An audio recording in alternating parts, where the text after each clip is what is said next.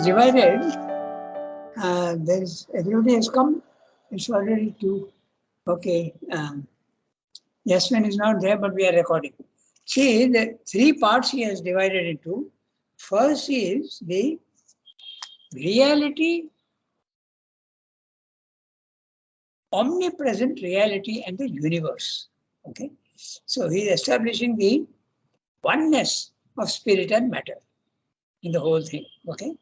And then he discusses the problems also that arise, and that is the whole thing, the problem of life, problem of this. He also shows in this how spirit and matter are connected.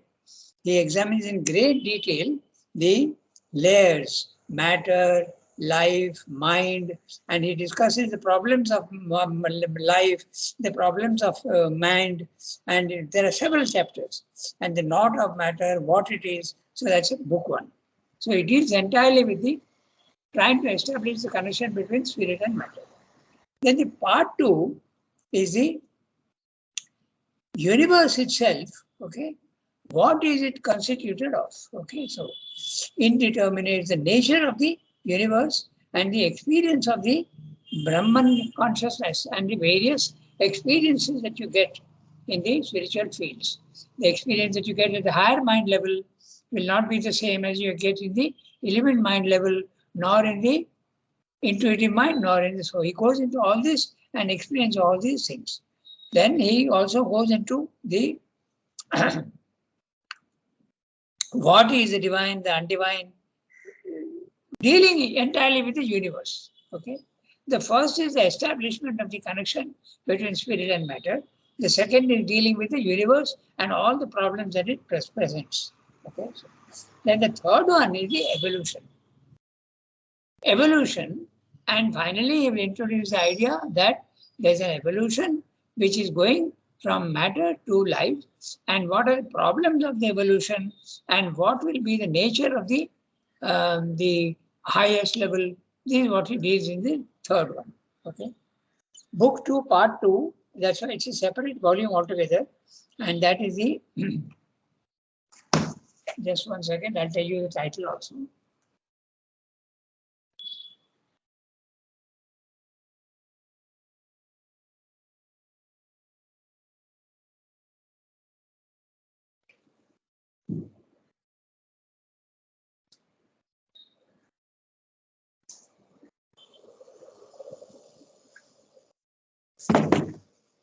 Yeah.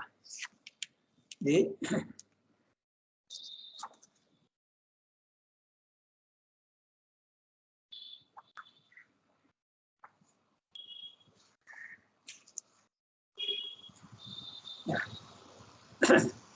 the knowledge and the ignorance and the spiritual evolution. Mostly it's a spiritual evolution. Okay. And what are the problems there? The sevenfold knowledge, the what is knowledge and what is ignorance. He deals with all these and the evolution. So it's very logically done. First of all, he establishes in book 1, he establishes the divine is everything. Then if the divine is everything, what about the universe? It does not seem to be divine. So he starts discussing in book 2, part 2. Okay. Book 2, part 1. He discusses the universe and all the problems arising there. And the last is the evolution. This is the 3 parts that he has dealt with. Okay. So now Archana just said that this is the last chapter of the book 2, part 1, I think. Okay, so book 2, part 1. Yes, Rangan. Yeah. So these are the origin of falsehood and evil. Can I ask one more question? Go ahead. So when Mother discussed Life Divine in the playground, she took up the last 6 chapters. Yes. Is there any particular?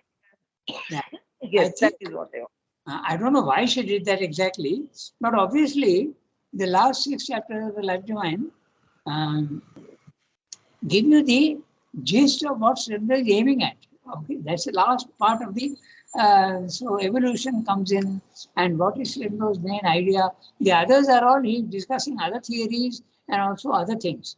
But the last 6 chapters, you get the essence of what Srindo is aiming at. So that would probably be the. She took it up for translation, as far as I remember. I don't think she discussed it in the Wednesday class, but she had a translation class, okay, which she used to I take. do. Yeah, but in some class, because there is a volume, I think the 9th volume of the complete works of Mother, in which the first part she has discussed the supramental manifestation, and the second part is the life divine. So that's why it was just a, like But very wide. no, but Yes, the articles in that volume for MCW, Mother's Collected Works, is arranged by the editors. So, okay. that is arranged by the editors. Okay. So, Okay, it's not necessarily that it is in that order. yeah. It is not necessarily that it is in that order. Yeah, I think so. That's right. So let's start reading. Okay, so yeah, today Yasmin is there, Kiran is there. So usually Shilpa is there, but today she is not there. She is maybe traveling or something, whatever. So let's start reading. Okay, Archana Devi, you can start. I'll start. Okay. Yeah, start. The origin and remedy of falsehood, error, wrong, and evil. The Lord accepts the sin and the virtue of none, because knowledge is veiled by ignorance. Mortal men are deluded. Gita. They live according to another idea of self than the reality, deluded, attached, expressing a falsehood, as if by an enchantment they see the false as the true. Maitrayani Upanishad. They live and move in the ignorance and go round and round, battered and stumbling, like blind men led by one who is blind. Mundak Upanishad. One whose intelligence has attained to unity casts away from him both sin and virtue. Gita. He who has found the bliss of the eternal is afflicted no more by the thought, why have I not done the good? Why have I done evil? One who knows the self extricates himself from both these things. Taittiriya Upanishad. These, these are they who are conscious of the much falsehood in the world. They grow in the house of truth. They are the strong and invincible sons of infinity. Rig Veda. The first and the highest are truth. In the middle, there is falsehood, but it is taken between the truth on both sides of it, and it draws its being from the truth. Brihadaranyaka. Should I read the paragraph or first we discuss? Because Yes, so no, many. you read that. Yeah, the note, the footnote. Yeah. Yes. The truth of the physical reality and the truth of the spiritual and superconscious reality into the intermediate subjective and mental realities, which stand between them, falsehood can enter. But it takes either truth from above or truth from below as the substance out of which it builds itself, and both are pressing upon it to turn its misconstructions into truth of life and truth of spirit. Yeah. Okay. Quite complicated, but we'll have to see what he says. See, there is an open truth at the highest level, and that open truth becomes hidden truth at the lowest level. And the forms that are there at that time seem to be absolutely unreal if you go to the middle. Okay. So there what is truth and what is falsehood, there's only a gradation. So that is if you get the idea of the gradation, then things become quite understandable. But if you don't go through the gradations, then you will see them as opposites. Okay? That's basically the thing. There's a truth below and there's a truth above. Okay, so okay, now these quotations are all stressing upon the ideas of evil and good. Okay, the moral concept of what is good and what is evil. Now he is discussing here the origin and remedy of falsehood, error, wrong, and evil. Why is he doing that? Because the previous paragraph was the exclusive concentration. Huh? That was the reason. So he was dealing with knowledge and ignorance, and it is the ignorance is nothing but the hiding of the reduction of the of knowledge. It's a reduction of knowledge. So when there is, and he has also told us that it is the overmind level where the splitting occurs. The one starts becoming the many. Okay?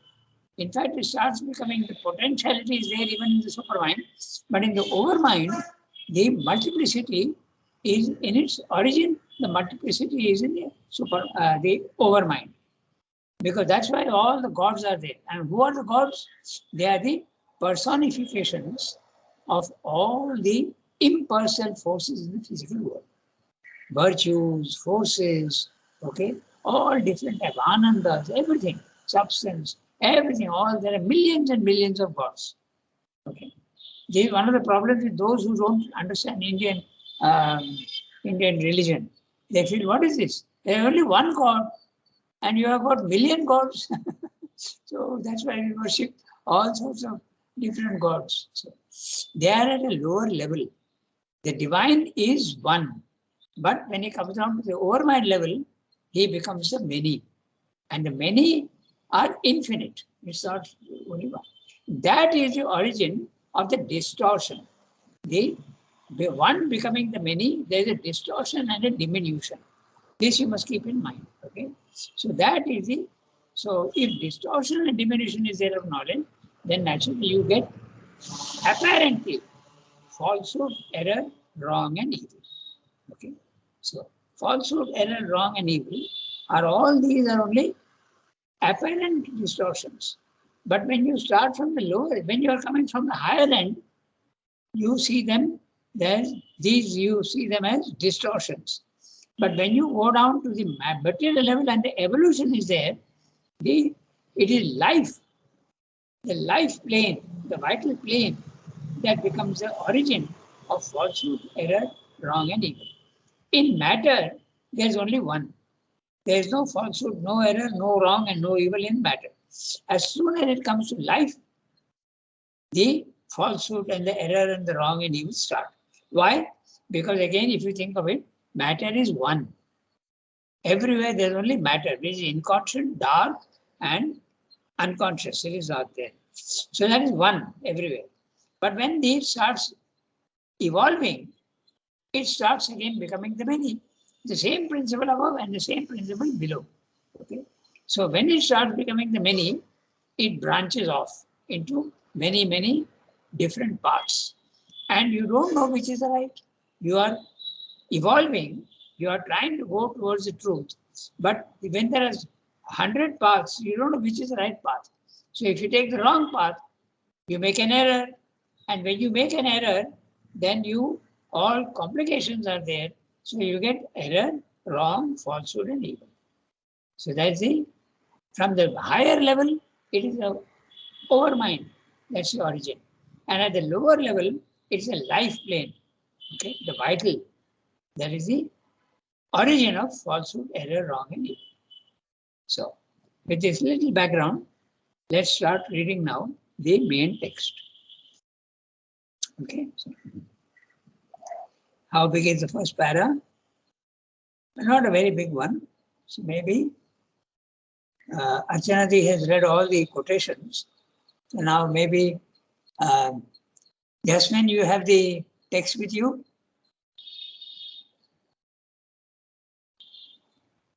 Sorry, I don't have the text. Okay, in that case, Suki can read, and then Kiran will read last. Yes. Yes, I will read. Yeah, go ahead. If ignorance is in its nature a self-limiting knowledge, oblivious of the integral self-awareness, and confined to an exclusive concentration in a single field or upon a concealing surface of cosmic movement, what, in this view, are we to make of the problem which most poignantly preoccupies the mind of man when it is turned on the mystery of his own existence and of cosmic existence, the problem of evil? A limited knowledge is supported by a secret will wisdom, by a secret all wisdom, as an instrument for working out within the necessary limitations a restricted world order may be admitted as an intelligible process of the universal consciousness and energy. But the necessity of falsehood and error, the necessity of wrong and evil, or their utility in the workings of the omnipresent divine reality is less easily admissible.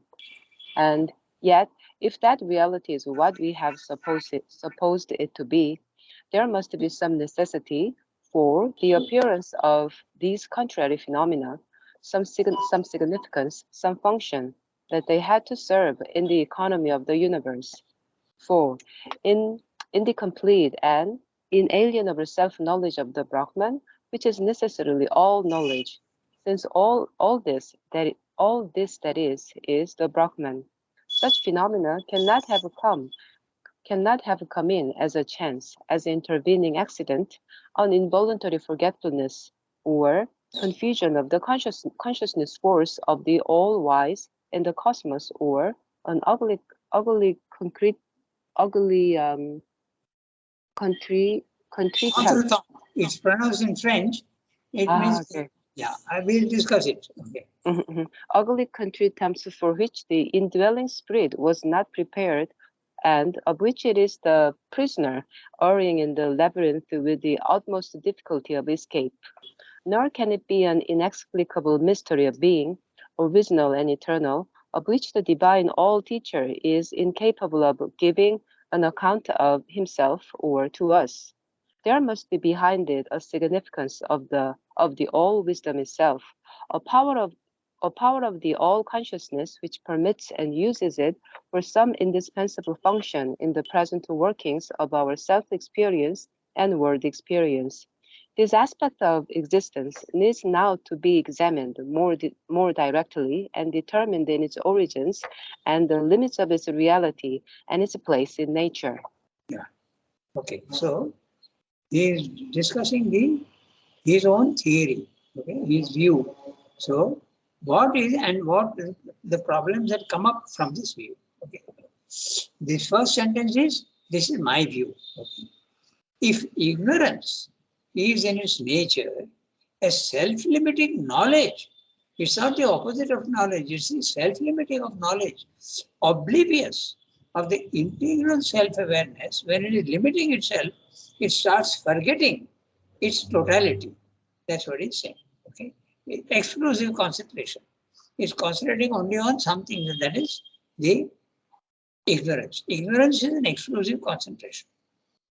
If ignorance is in its nature a self-limiting knowledge, oblivious, forgetful of the integral self-awareness and confined to an exclusive concentration in a single field or upon a concealing surface of cosmic movement, what in this view, okay, there can be 100 views, they can be different, but this is regular view. And in that view, what are the problems that come up? That's what is described. What in this view are we to make of the problem which most poignantly occupies the mind of man when it is turned on the mystery of his own existence and cosmic existence, the problem of evil? This is the biggest problem for all spirituality. Okay, so can you hear me? Hi. Yes, Rangada. Yes, Rangada. Yeah, because the camera is now suddenly it has become static. I'm wondering why. Okay, so if you can hear me, it's okay, fine, no problem. So, We can hear you and see you also, Rangada. oh, you can see me moving also? No, right now not. Yes. Yes, you're moving. Yeah, normal, as it is always. Yes, normal, right. Okay. Not fixed. But my It's not screen, fixed, Rangada. something has gone wrong with We my can screen. both hear and see you. Okay, just 1 minute. As the normal classes. Yeah, as the normal online class. Yeah. Okay, just 1 minute. Give me 2 minutes.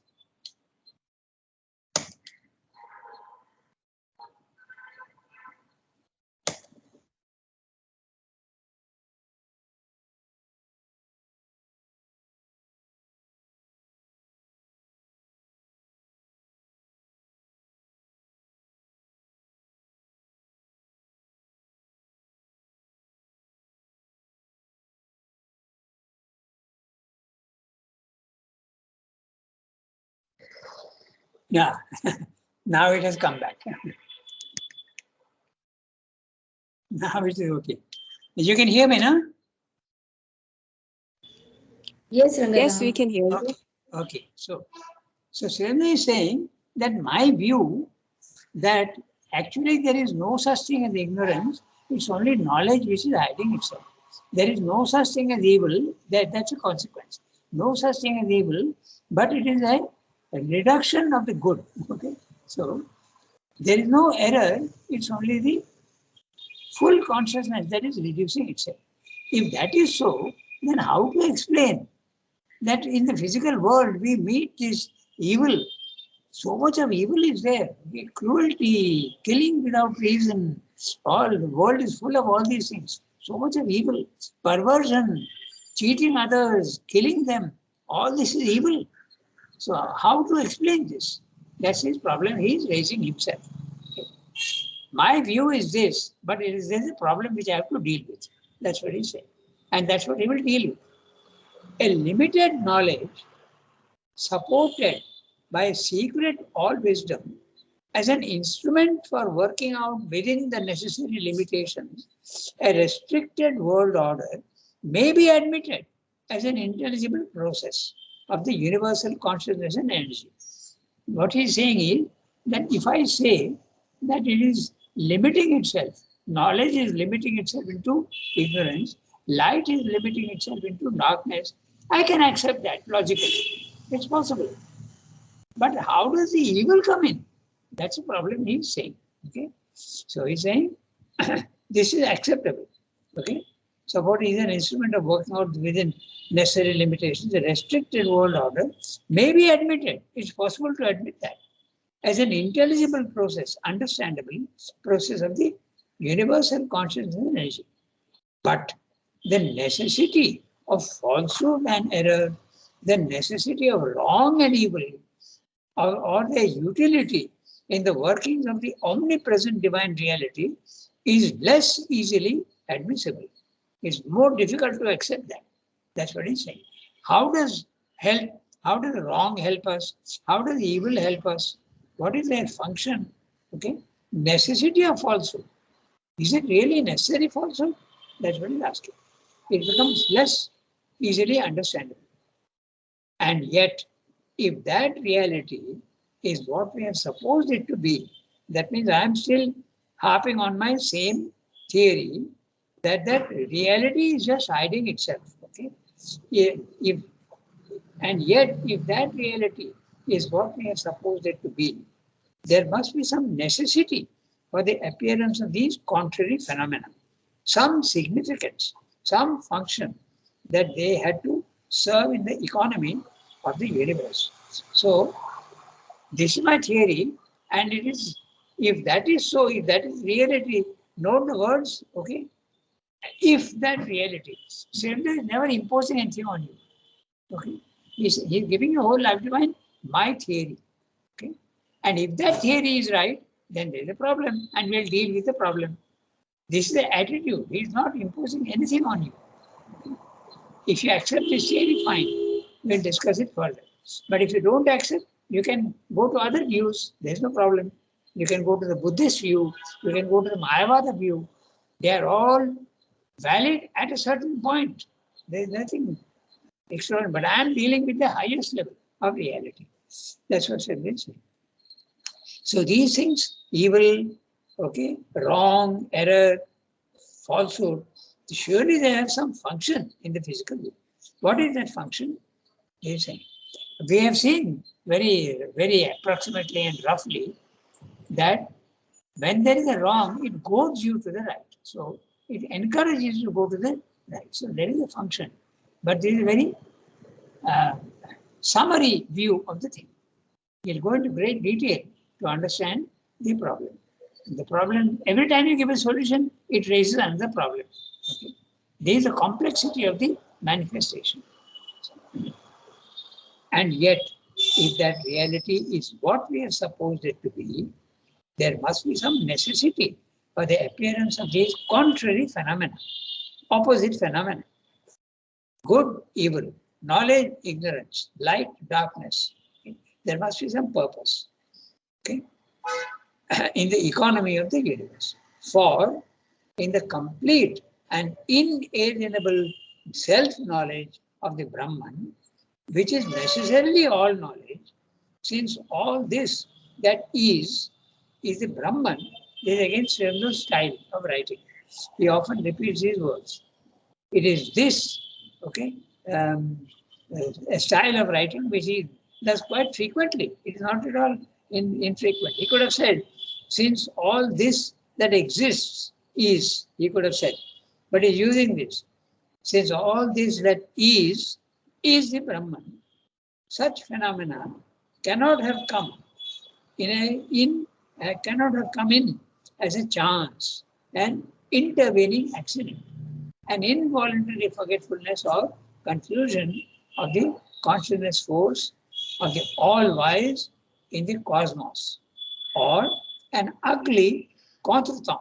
Contretemps is it's English there, but it's pronounced as in French, contretemps, and it means something awkward, embarrassing, moment, situation, slight disagreement. This is what it means. In music also, you have the phenomenon of contretemps. Okay. In India, we don't have that much, but in the Western music, they sing at two different levels, two different octaves. But it is not the same tune sung at two different octaves. So that is a contretemps. They have this in an orchestra and in a chorus. They have this phenomenon. That's why it's not absolutely opposite, but slight disagreement between the two. But when you use it in philosophy, it means a breaking of the harmony. You can take it in that way. Okay? An ugly contretemps for which the indwelling spirit was not prepared. It's not a chance. They're saying it is not that it's by chance it has happened. It's intended. Evil, wrong, falsehood, and error are intended. They have a purpose. That's what I'm saying. Nor can it be an inexplicable mystery of being, original and eternal, of which the divine all teacher is incapable of giving an account to himself or to us. Okay. This is exactly so to escape this problem, the others say that there is heaven and hell, there is spirit and matter is not made by the divine. It is all made by some others. Or most of the religions have this idea to safeguard, to protect God from the charge of being evil. But the Advaita philosophy has the courage to say, no, everything else, only God. And you have to explain it. So that's what we are going to do. We are going to explain the necessity God himself has made intentionally. Error, falsehood, wrong and evil. So that's what we'll have to look at carefully. Okay. It's not that the divine has lost control and all these things have come in. That's what it said. There must be behind it a significance of the all-wise, all-wisdom itself, a power of the all-consciousness which permits and uses it for some indispensable function in the present workings of our self-experience and world experience. Note the word present workings. In other words, he's already giving you a hint that this evil, wrong and things need not exist forever. When you rise in consciousness, these things start disappearing. Okay? Present workings. When you are at level 1, okay, then these things are valid. They are there and they have a purpose. But when you go to level 2, already they start becoming less. And you start even seeing that there are no opposites. That's why you, at level 2 of the spiritual planes of consciousness, you realize that morality is something that exists only at the level 1 and not there. There is no good and evil. You go above that. There's only the two poles of the same thing. Okay, that's what you see in level 2. But go to level 3, there's absolutely no error, no falsehood, no evil, and no error. So there is a gradation. That's why I'm using the word present. Okay, when you are in level 1, which is your present condition, then all these things are real. But they have a function. They are not unnecessarily there. They have a function. Okay. So, this is of the all wisdom itself, a power of the all consciousness, it permits and uses it for some indispensable function. In fact, if it is not there, then there the progress. Just see a little. Just think about it. If there is no wrong, no evil, no error, will you make an effort? You will not make an effort. Is it? So they have a function. This aspect of existence needs now to be examined more directly and determined in its origins and the limits of its reality and its place in nature. So where the nature we have seen, the manifestation is the inconscient and the superconscient. It's the subliminal and the outer nature, horizontally, vertically. And it is also the all the planes of existence, from top to bottom, from left to right, everything is the manifestation. So where exactly is this evil and wrong and something? Is it only at the lower level? Is it also at the higher level? And if it is not, where is it starting? We said we look at all these things very carefully. This aspect of existence needs now to be examined more directly and determined in its origins and the limits of its reality. So there is a reality to it at the lower level, but if there is a reality at the higher level, we'll look at it. We'll examine it. This is what you say. Okay, so what's the time? 34. We have got 6 minutes. So now we can read the next paragraph. The problem may be taken up. So how big is the paragraph? I think we can read it. So, Kiran, you are Yes, the one. Rangadha. Yeah, you are the one to read it. This problem may be taken up. Yes. We'll discuss it more in detail tomorrow, but today we can just read it. Okay. This problem may be taken up from 3 points of view: its relation to the absolute, the supreme reality, its origin, and the place in the cosmic workings, its action and point of hold in the individual being. It is evident that these contrary phenomena have no direct root in the supreme reality itself. There is nothing there that has this character. They are creations of the ignorance and inconscience, not fundamental or primary aspects of the being, not native to the transcendence or to the infinite power of the cosmic spirit. It is sometimes reasoned that as truth and good have their absolutes, so falsehood and evil must also have their absolutes. Or, if it is not so, then both must belong to the relativity only. Knowledge and ignorance, truth and falsehood, good and evil exist only in relation to each other, and beyond the dualities, here they have no existence. But this is not the fundamental truth of the relation of these opposites. For, in the first place, falsehood and evil are, unlike truth and good, very clearly results of the ignorance and cannot exist where there is no ignorance. They can have no self-existence in the divine being. They cannot be native elements of the supreme nature. If then the limited knowledge, which is the nature of ignorance, renounces its limitations, if ignorance disappears into knowledge, evil and falsehood can no longer endure, for both are fruits of unconsciousness and wrong consciousness. And if true and whole consciousness is their replacing ignorance, they have no longer any basis for their existence. There can therefore be no absolute of falsehood, no absolute of evil. These things are a byproduct of the world movement. The sown flowers of falsehood and suffering and evil have their roots in the black soil of the inconscient. On the other hand, there is no such intrinsic obstacle to the absoluteness of truth and good. The relativity of truth and error, good and evil, is a fact of our experience, but it is similarly a byproduct. It is not a permanent factor native to existence, for it is true only of the valuations made by the human consciousness, true only of our partial knowledge and partial ignorance. So, if you, this whole para, if you understand, you have to understand it in the sense of gradation. At the highest level, with the example of light, it becomes very clear. Okay, so at the highest level, total light. As it keeps coming down, the light starts becoming less and less and less. I'm using the example of light, but you can also replace light with everything, with Sat, with Shakti, with consciousness and Ananda. And the thing will hold true. So light is reducing itself and becoming dark, slowly, slowly, slowly coming down and becoming dark. So naturally, if there is darkness, okay, you are going to make a mistake. If a room is lighted, you know exactly where things are and you go and pick it up.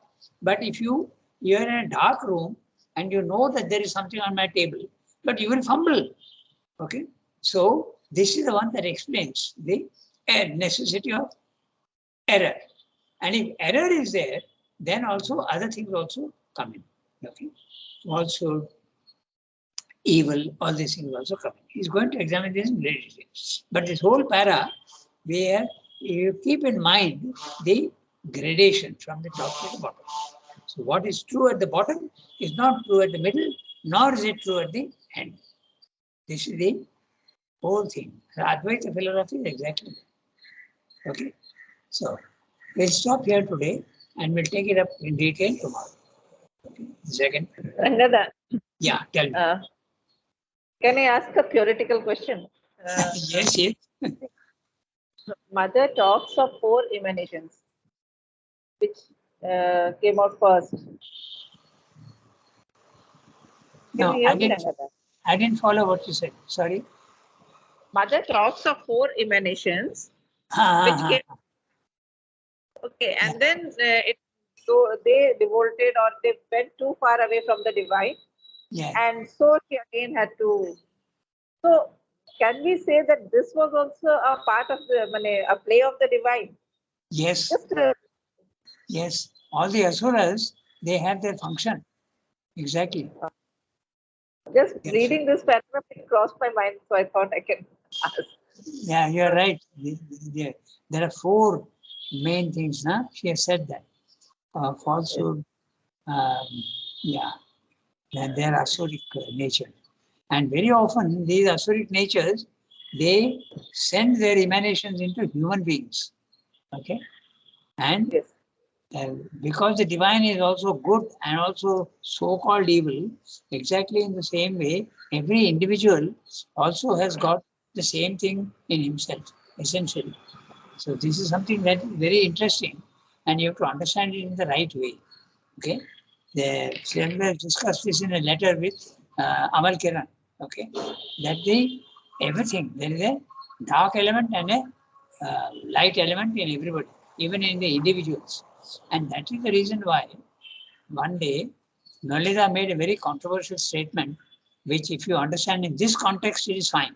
But if you don't understand in this context, it will raise a lot of problems. He said that most of the sadhaks of Sri Aurobindo are asuras. Okay, so this raised a huge rumpus in the ashram. There was Kishore Gandhi who said that, good God, what are you saying? People will stop sending money to asuras. So why? So you can understand, you can say whatever you want. Earlier said, you can say whatever you want, but I stand by my statement. There's an asuric element in everybody. And what is asura? It is darkness and light. They are both. We are the universe, remember? And if we are the universe, then both are there. But the thing is, in some, the darkness is more and the light is less, and they start acting in the darkness. That's why there are asuras. Asuras, if they want to transform, they cannot be killed. Huh? They are eternal. The asuras cannot be killed. They are like the Rakta Bija, if you remember. Rakta Bija is one who is an asura, but every time you kill him, every drop of blood that comes, it will create another Rakta Bija. So they can be transformed, Mother says, but not eliminated. They have a function in the physical world. At the lower level, they will always be there, but they can be transformed. And the transformation will take place at the supramental level. But at the lower level, they will remain there. Okay, so we stop here today. We can, Can I say something? yeah, Mother has also said that we are some 15 to 20 personalities in each human being.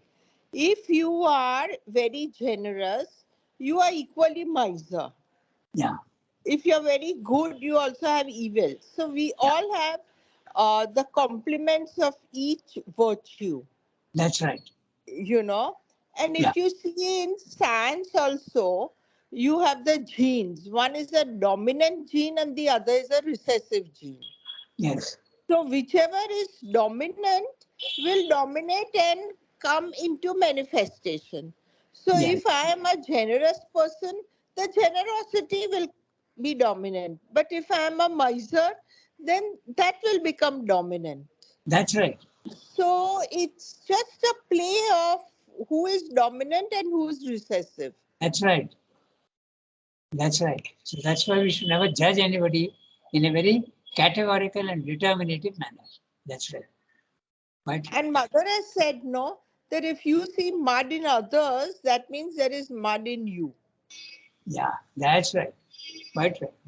Because after all, what is the inconscient? The inconscient also is a conscient.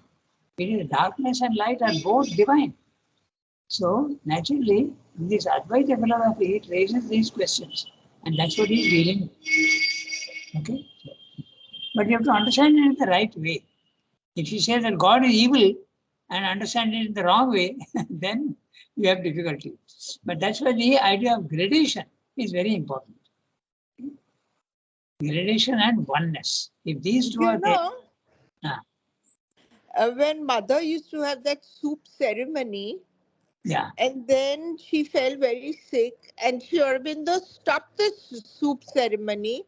And I don't know the exact words, but he said, you know, like all these people are just sucking off all her energy. yes.